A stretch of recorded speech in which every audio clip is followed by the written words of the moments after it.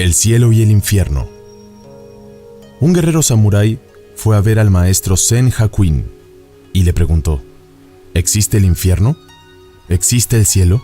¿Dónde están las puertas que llevan a ellos? ¿Por dónde puedo entrar? Era un guerrero sencillo. Los guerreros siempre son sencillos. Sin astucia, en sus mentes sin matemáticas, solo conocen dos cosas: la vida y la muerte.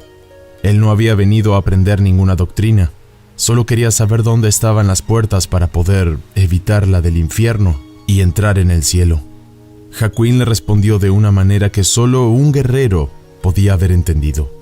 ¿Quién eres?, le preguntó Hakuin. Soy un samurái, le respondió el guerrero. En Japón, ser un samurái es algo que da mucho prestigio. Quiere decir que se es un guerrero perfecto, un hombre que no dudaría un segundo en arriesgar su vida. Soy un samurái, un jefe de samuráis. Hasta el mismo emperador me respeta, dijo el guerrero. Hakuin se rió y dijo: ¿un samurái? ¿Tú? Pareces un mendigo. El orgullo del samurái se sintió herido y olvidó por qué había venido. Él sacó su espada y ya estaba a punto de matar a Hakuin cuando éste le dijo: esta es la puerta del infierno. Esta espada, esta ira, este ego, te abren la puerta. Esto es lo que un guerrero puede comprender. Inmediatamente el samurái entendió. Puso de nuevo la espada en su cinto y Hakuin dijo: aquí se abren las puertas del cielo. El cielo y el infierno están dentro de ti. Ambas puertas están dentro de ti. Cuando te comportas de forma inconsciente, estás a las puertas del infierno. Cuando estás alerta y consciente, estás en las puertas del cielo. La mente es el cielo, la mente es el infierno, y la mente tiene la capacidad de convertirse en uno de ellos. Pero la gente sigue pensando que existe en alguna parte fuera de ellos mismos. El cielo y el infierno no están al final de la vida, están aquí y ahora. A cada momento las puertas se abren. En un segundo se puede ir del infierno al cielo o del cielo al infierno. La roca y el perdón. Cuenta un día que Buda estaba sentado en la ladera de una montaña, meditando y contemplando en serenidad el paisaje cuando un primo suyo, Devadatta, que le envidiaba, subió hasta lo más alto de la montaña y lanzó desde allí una enorme roca con la intención de matarlo. Sin embargo, Devadatta erró en su intento y la pesada roca aterrizó con estrépito junto a Buda, interrumpiendo su meditación, pero sin hacerle daño alguno.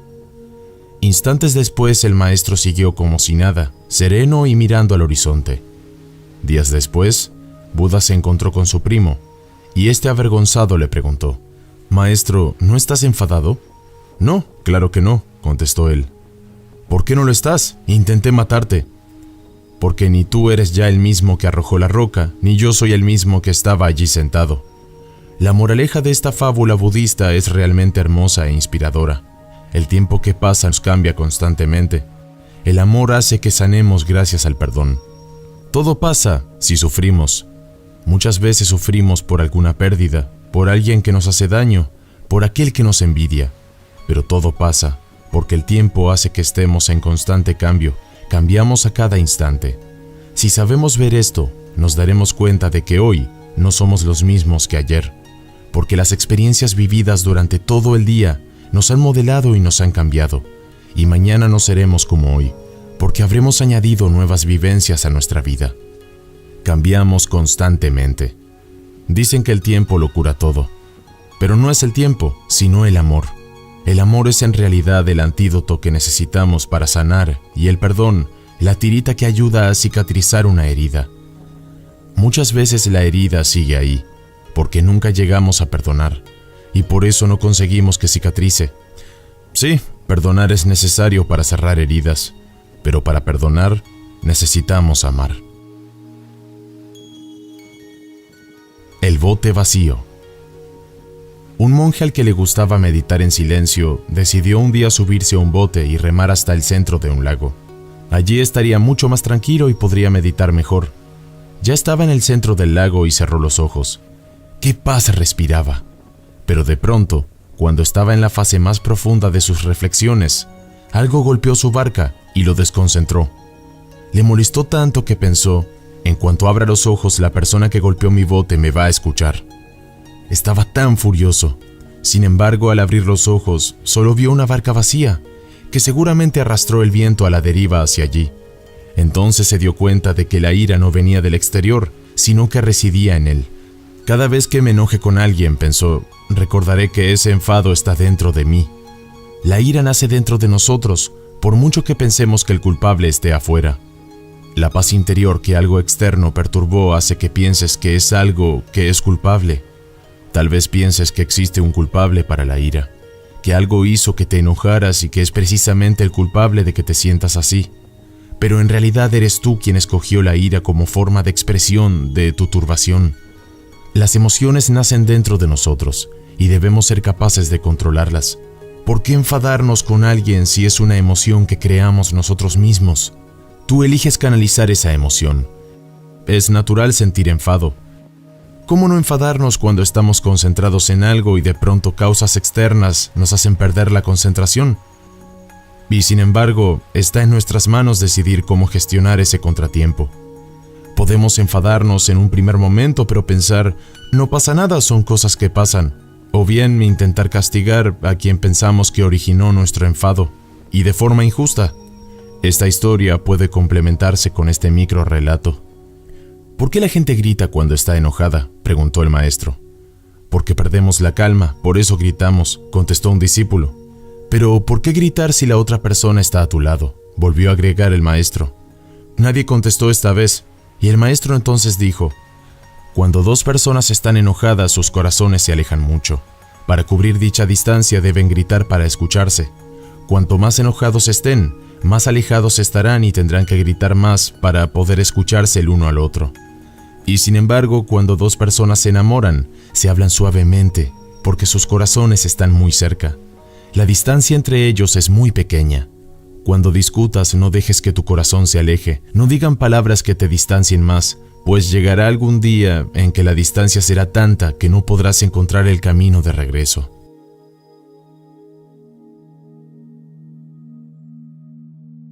El árbol que no sabía quién era. Había una vez, en algún lugar que podría ser cualquier lugar, y en un tiempo que podría ser cualquier tiempo, un hermoso jardín con manzanos, naranjos, perales y bellísimos rosales. Todos ellos eran felices y estaban satisfechos. Todo era alegría en el jardín, excepto por un árbol profundamente triste. El pobre árbol tenía un problema. No sabía quién era ni para qué estaba ahí. Lo que te falta es concentración, le decía el manzano. Si realmente lo intentas, podrías tener sabrosas manzanas como yo. ¿Ves qué fácil que es?, dijo el manzano mientras le enseñaba al pobre árbol confundido sus jugosas manzanas. No lo escuches, decía el rosal. Es más sencillo tener rosas. ¿Ves qué bellas que son?, decía el rosal al pobre árbol, mientras el rocío caía de los pétalos de sus hermosas rosas. Pero mis naranjas son más sabrosas, añadió el naranjo. Y el árbol desesperado intentaba todo lo que le sugerían, y como no lograba ser como los demás, se sentía cada vez más frustrado. Un día, a este jardín llegó un búho, la más sabia de todas las aves, y al ver la desesperación del árbol, exclamó: «No te preocupes, tu problema no es tan raro ni grave. Es el mismo problema de muchísimos seres sobre la tierra. Yo te daré una solución. No dediques tu vida a ser como los demás quieren que seas. Sé tú mismo, conócete, y para lograrlo, escucha tu voz interior». Y dicho esto, el búho desapareció. ¿Mi voz interior? ¿Ser yo mismo?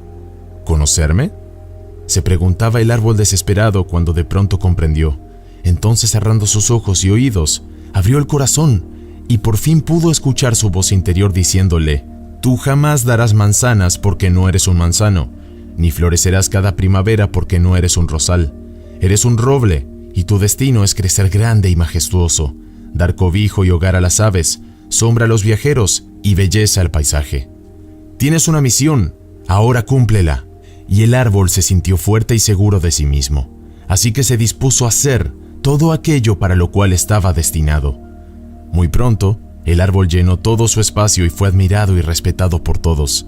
Y entonces, y solo entonces, todo el jardín fue completamente feliz y cada quien celebrándose a sí mismo.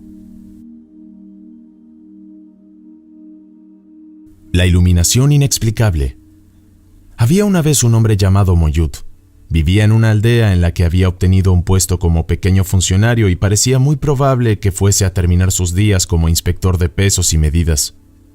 Una tarde, cuando estaba caminando por los jardines de un viejo edificio cerca de su casa, el Hadir, misterioso guía de los sufíes, se le apareció vestido con una túnica de brillante verde. Moyud se encontró con el Hadir, y el Hadir le dijo: «Hombre de brillantes perspectivas, deja tu trabajo y encuéntrame junto a la ribera del río dentro de 3 días». Y este desapareció. Moyud fue a ver a su superior, conmovido por este encuentro, y le dijo que tenía que partir. Todo el mundo en la aldea se enteró pronto de esta decisión y dijeron: «Pobre Moyud, se ha vuelto loco». Pero como había muchos candidatos para su puesto, no tardaron en olvidarlo. En el día señalado, Moyud se encontró con el Hadir, quien le dijo: «Quítate las ropas y arrójate al río. Quizás alguien te salvará». Moyud así lo hizo, aunque se preguntaba si se había vuelto loco, puesto que sabía nadar. No se hundió, pero fue arrastrado por las aguas largamente antes de que un pescador lo hiciera subir a su bote y le dijera: «Hombre loco, la corriente es muy fuerte. ¿Qué estás tratando de hacer?». Moyud dijo: «Realmente no lo sé». «Estás loco», dijo el pescador, «pero te llevaré a mi cabaña de juncos junto al río, y veremos qué puedo hacer por ti».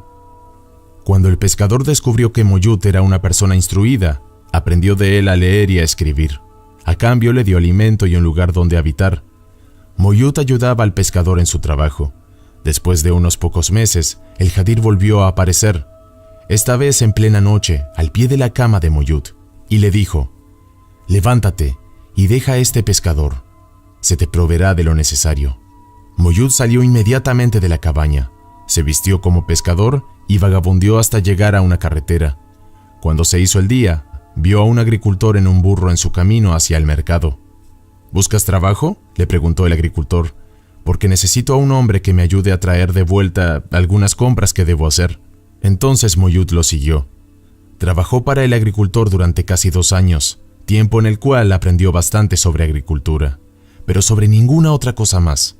Un atardecer, mientras estaba limpiando algodón, se le apareció el Hadir y le dijo: «Deja este trabajo, ve a la ciudad de Mosul y utiliza tus ahorros para convertirte en un mercader de pieles». Moyud obedeció. En Mosul se hizo conocido como mercader de pieles y no volvió a ver al Hadir durante 3 años.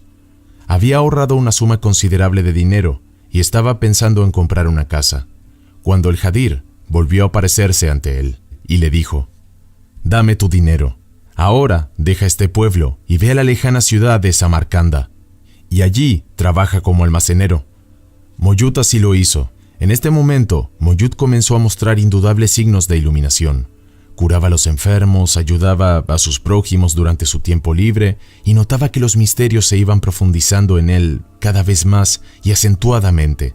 Filósofos, hombres de negocios lo visitaban y le preguntaban: «¿Con quién estudiaste?». «Es difícil decirlo», contestaba Moyud. Sus discípulos le preguntaban: «¿Cómo empezaste tu carrera?». Y él decía: «Como un pequeño funcionario público». «¿Y la abandonaste para dedicarte a sacrificios y mortificaciones?». «No, simplemente la abandoné», decía Moyud. Y sus discípulos no lo entendían. La gente se le acercaba para escribir la historia de su vida. «¿Qué ha sido en tu vida?», le preguntaban. «Salté a un río, me convertí en pescador, después abandoné la cabaña de juncos en la mitad de una noche. Luego de esto me volví agricultor, y mientras estaba limpiando algodón cambié y fui a Mosul, donde me convertí en un mercader de pieles. Ahorré algún dinero allí, pero lo regalé, y después vine a Samarcanda y trabajé para un almacenero. Y aquí es donde estoy ahora». «Pero esta conducta inexplicable no ilumina para nada tus dones extraños y tus ejemplos maravillosos», decían los biógrafos. «Así es», decía Moyud. «Muchos podrán terminar sus días como inspectores de pesos y medidas en una oscura oficina o en una vida sin contenido, pero como Moyud, quienes han entendido que hay algo más, comenzarán a buscar. Esta historia es el camino de la verdadera religiosidad. El ser religioso deposita plena confianza al llamado de su maestro que le indica que debe moverse, confiando plenamente en su voz interior y sin oponer resistencia, cumpliendo su voluntad.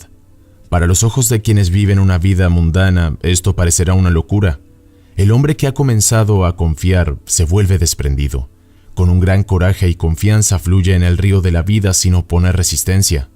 En el camino, siempre se le proveerá lo necesario para poder continuar su crecimiento, nunca antes ni después, solo lo necesario y en el momento justo. tampoco se le permitirá establecerse o identificarse. Cuando esto suceda, aparecerá el maestro. La vida del buscador es un continuo peregrinaje. Solo los que saben desprenderse poseen una confianza infinita, y solo si su mente se encuentra en el aquí y ahora, pueden alcanzar su plenitud.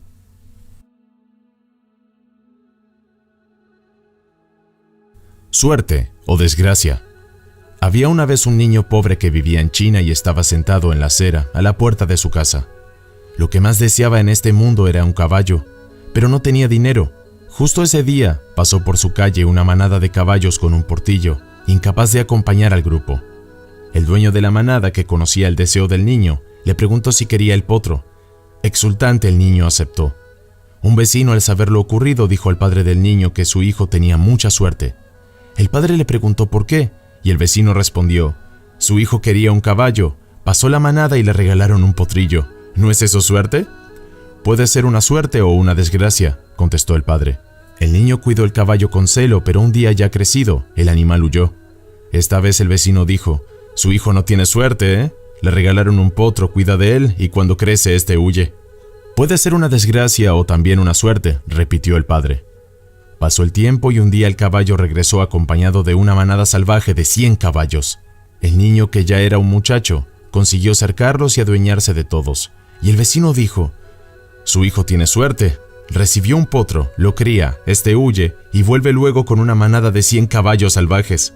Puede ser una suerte o una desgracia, respondió de nuevo el padre. Más tarde el joven se rompió una pierna mientras domaba a uno de los caballos. El vecino entonces dijo: su hijo no tiene suerte. El potro huye, vuelve con una manada salvaje y al domar a uno de los caballos se rompe una pierna. Puede ser una desgracia como puede ser una suerte, insistió el padre. Días después, el reino donde vivían declaró la guerra al reino vecino. Todos los jóvenes fueron reclutados, menos el que tenía la pierna rota. Y el vecino dijo: su hijo tiene mucha suerte. A lo que el padre chino contestó: puede ser. Moraleja: toda noche trae su día, y todo día atrae a la oscuridad. Sabiendo eso, el hombre sabio no se alegra con la dicha, ni se ve perturbado por la desgracia.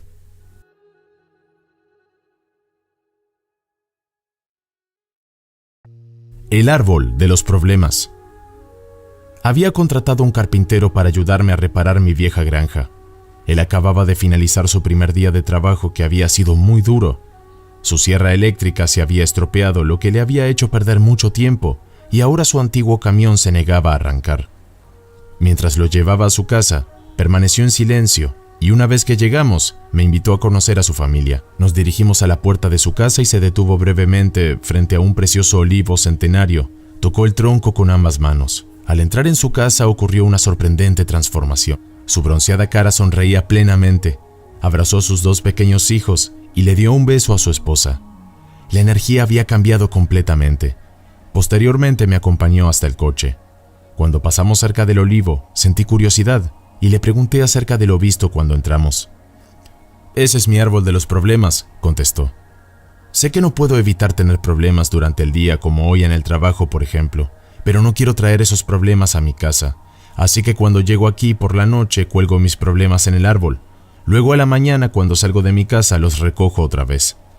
Lo curioso es», dijo sonriendo, «que cuando salgo a la mañana a recoger los problemas del árbol, ni remotamente encuentro tantos como los que recuerdo haber dejado la noche anterior. Maestro, si te centras en el ahora, desaparecen todos los problemas. ¿Y tú, qué haces con tus problemas? ¿Permites que tomen el control de tu vida o eres tú quien lleva el control? No es fácil colocar a nuestros problemas en un compartimento, donde podremos retomarlos cuando tenemos la tranquilidad y capacidad emocional necesarias para resolverlos adecuadamente. Sin embargo, es importante aprender a hacerlo. Además, cuando nos enfrentamos a ellos en lugar y momento adecuados, no solo podemos verlos de una manera distinta más objetivamente, sino que podremos encontrar y aplicar su solución con mayor facilidad. El mensaje del anillo. Érase una vez un rey que dijo a los sabios de la corte: «He encargado que me fabriquen un precioso anillo, para el que he conseguido uno de los mejores diamantes del mundo. Quiero guardar oculto dentro del anillo algún mensaje que pueda ayudarme en momentos de desesperación total y que ayude también a mis herederos y a los herederos de mis herederos, para siempre. Tiene que ser un mensaje breve, de manera que quepa debajo del diamante». Todos los que escuchaban eran instruidos, grandes eruditos. Podrían haber escrito grandes tratados, pero no. Un mensaje de no más de 2 o 3 palabras que le pudiera ayudar en momentos de desesperación total. Reflexionaron y buscaron en sus libros, pero no podían encontrar nada. El rey tenía un anciano sirviente que le había servido muy bien también a su padre. La madre del rey había muerto de joven, y fue este sirviente el que cuidó de él. Por tanto, lo trataba como si fuera de la familia.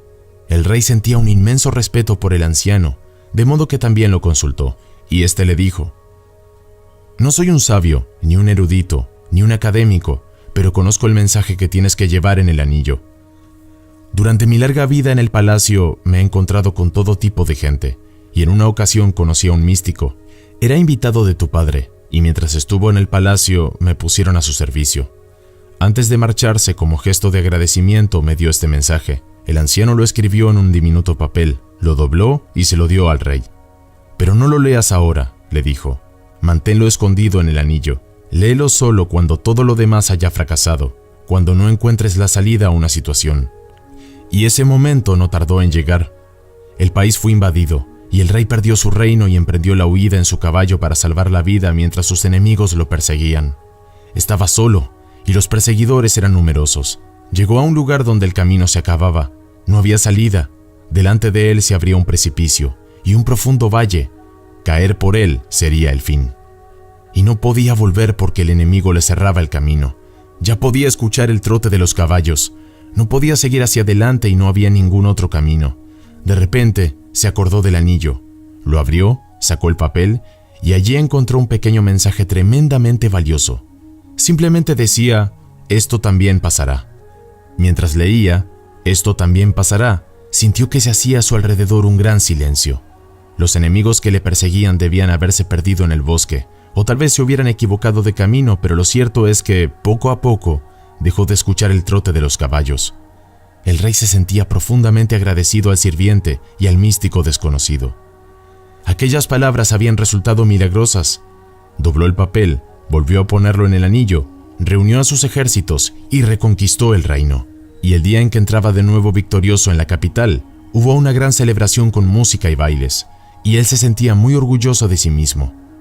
El anciano estaba a su lado en el carro y le dijo: «Este momento también es adecuado. Vuelve a leer el mensaje».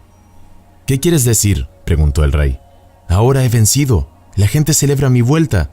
No estoy desesperado y no me encuentro en ninguna situación sin salida».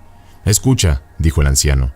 «Este mensaje no es solo para situaciones desesperadas. También es para situaciones placenteras. No es solo para cuando estás derrotado, también es para cuando te sientes victorioso. No es solo para cuando eres el último, también es para cuando eres el primero». El rey abrió el anillo y leyó el mensaje: «Esto también pasará». Y nuevamente sintió la misma paz, el mismo silencio en medio de la muchedumbre que celebraba y bailaba. El orgullo, el ego, había desaparecido. El rey pudo terminar de comprender el mensaje. Se había iluminado. Entonces el anciano le dijo: «Recuerda que todo pasa. Ninguna cosa ni ninguna emoción es permanente. Como el día y la noche, hay momentos de alegría y momentos de tristeza. Acéptalos como parte de la dualidad de la naturaleza, porque son la naturaleza misma de las cosas». La mente negativa. Un grupo de discípulos le preguntó una vez a su maestro: ¿de dónde viene el lado negativo de nuestra mente? El maestro se retiró un momento y enseguida regresó con un gigante lienzo en blanco. En medio del lienzo había un pequeño punto negro. «¿Qué ven en este lienzo?», preguntó el maestro. «Un pequeño punto negro», respondieron sus discípulos. Y el maestro dijo: «Ese es el origen de la mente negativa. Ninguno de ustedes ve la enorme extensión blanca que lo rodea». La lengua y los dientes. Mientras Chang Chuang, el maestro de Lao Tse, estaba enfermo, este fue a visitarlo y le dijo: «Estás muy enfermo, maestro. ¿No tienes nada que decirme?». «¿Mi lengua aún está ahí?», preguntó el anciano. «Está», respondió Lao Tse. «¿Mis dientes están ahí?». «No». «¿Y sabes por qué?», preguntó nuevamente Chang Chuang. «¿No será que la lengua dura más tiempo por ser más blanda? ¿Y que los dientes por ser duros, por ser rígidos, se caen antes?», dijo Lao Tse. «Acabas de resumir todos los principios relativos al mundo», exclamó el maestro. No necesitas más de mis enseñanzas.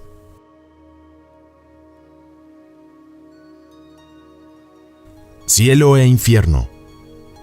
Dice una antigua leyenda china que un discípulo preguntó al maestro, ¿cuál es la diferencia entre el cielo y el infierno? El maestro le respondió, es muy pequeña, y sin embargo tiene grandes consecuencias. Ven, te enseñaré el infierno.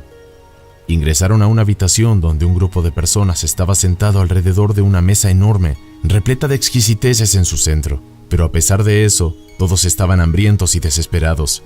Cada uno tenía una cuchara amarrada fijamente en sus manos, con un mango muy largo que llegaba hasta el alimento en el centro de la mesa. Pero el hecho de que la cuchara tenga un mango tan largo no permitía llevársela a la boca. La desesperación y el sufrimiento eran terribles. Ven, dijo el maestro después de un rato, ahora te enseñaré el cielo. Ingresaron a otra habitación, idéntica a la primera, con la misma mesa y un grupo de gente con las mismas cucharas largas, pero allí todos estaban felices y alimentados. No comprendo, dijo el discípulo, ¿por qué están todos felices aquí mientras son desgraciados en la otra habitación, si todo es igual? Y el maestro sonrió. Ah, ¿no te has dado cuenta? Como las cucharas tienen los mangos largos, no permitiéndoles llevar la comida a su propia boca, aquí han aprendido a alimentarse unos a otros. El secreto de la serenidad. Un día Xin Shi le preguntó a su maestro cuál era el secreto de su imperturbable serenidad, a lo que éste respondió, cooperar incondicionalmente con lo inevitable.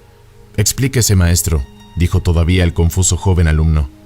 La vida nos enfrenta todo el tiempo a situaciones impredecibles, que a veces ni los más experimentados pronosticadores pueden anticipar. En general, estas son situaciones que no queremos, y ahí es donde se origina el sufrimiento y donde se perturba el alma. Es en el momento que no aceptamos lo que pasa cuando comenzamos a sufrir el desgaste emocional y el sufrimiento que esto conlleva. La pérdida de personas queridas, una pérdida económica o una ruptura sentimental son claros ejemplos del origen del sufrimiento. En todas las situaciones, nuestra mente se resiste a aceptarlo. ¿Qué pasó? ¿Nuestro ego perdió el control? Aceptar los hechos que creemos que no podemos controlar es parte de elevar nuestra energía y aprender que la aceptación no debe ser resignación. Aceptar es interpretar que es parte de la vida tener momentos duros que nos llevan a aprender algo. Cuanto más rápido nos adaptamos a una circunstancia, menos sufrimos. Pero no hablamos de ser indiferentes o que nos resignemos como ovejas. Aceptar significa no resistirnos desde nuestro interior. Entender que cada situación tiene una explicación, que todas las cosas pasan por un porqué y dentro del mediano a largo plazo son siempre a nuestro favor. Es parte de comprender que la vida no te coloca situaciones para castigarte, sino para aprender algo, entender, crecer y luego seguir avanzando. Pero esto requiere que primero aceptes lo que sucede. Esto es una actitud de madurez, de crecimiento espiritual y humano. Un refrán dice, Dios sabe cómo hace sus cosas. Y está referido a que en general las cosas que nos ocurren no son cuando nosotros queremos, sino cuando es el momento indicado. Esos momentos rara vez ocurren automáticamente y a nuestro antojo, pero si analizas tus circunstancias en retrospectiva, deberás reconocer, luego de cada mal momento y con una mente clara, el beneficio final de todos los acontecimientos. No sufras, acepta, coopera con lo inevitable y la sabiduría llegará a ti, para que puedas entender, aprender y adaptarte a lo nuevo. Todo tiene una razón de ser. Solo con paciencia y mirando hacia atrás, vas a poder comprenderlo todo. El ángel. Dicen que cada vez que muere un niño, baja del cielo un ángel de Dios, nuestro Señor, y tomándolo en brazos, extiende las alas y emprende el vuelo por encima de los lugares que el pequeño amó. Cierto día, en que el ángel llevaba al cielo el cuerpecito de un niño y volaba sobre los jardines en que el niño había jugado, el niño preguntó, ¿qué planta quieres que nos llevemos para plantarla en el cielo? Crecía allí un magnífico rosal, pero una mano perversa había tronchado el tronco y sus ramas cuajadas de capullos colgaban desgarradas. «Pobre rosal», exclamó el niño, «llévatelo junto a Dios y florecerá». Obedeció el ángel, y además del rosal, recogió humildes ranúnculos y violetas silvestres. Luego, volando sobre la ciudad, descubrieron entre los desperdicios un tiesto roto, con una gran flor silvestre y seca. «Vamos a llevarla», dijo el ángel. «Mientras volamos te contaré por qué». Remontaron el vuelo y el ángel dio principio a su relato. En una bodega de aquel callejón vivía un niño enfermo. Era muy pobre. Siempre tuvo que caminar con muletas y nunca salía de su casa. Un día de primavera, un vecinito le trajo flores del campo, entre ellas una con su raíz. Por eso el niño la plantó en una maceta y observó con alegría que se desarrollaba y florecía cada año. Para el muchacho enfermo, su maceta era el más espléndido jardín. Regaba la planta y la cuidaba, y la planta agradecida esparcía su aroma y alegraba la vista. En el momento de su muerte, el niño se volvió hacia ella. El niño llevaba ya un año junto a Dios, y la plantita ha seguido en la ventana, olvidada y seca. Es la flor marchita que llevamos en nuestro ramillete. ¿Pero cómo sabes todo esto?, le preguntó el niño al que el ángel le llevaba al cielo.